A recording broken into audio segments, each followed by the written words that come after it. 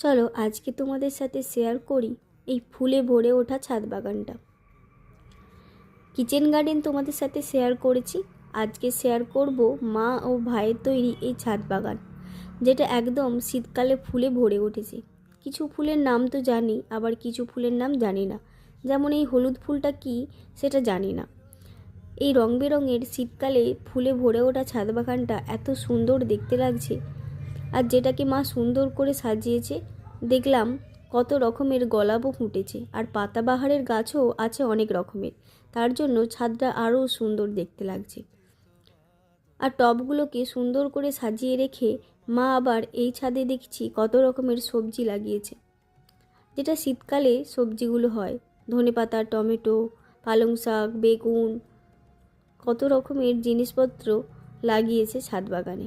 তোমাদের এরকম কার কার ছাদ বাগান আছে বলো তো?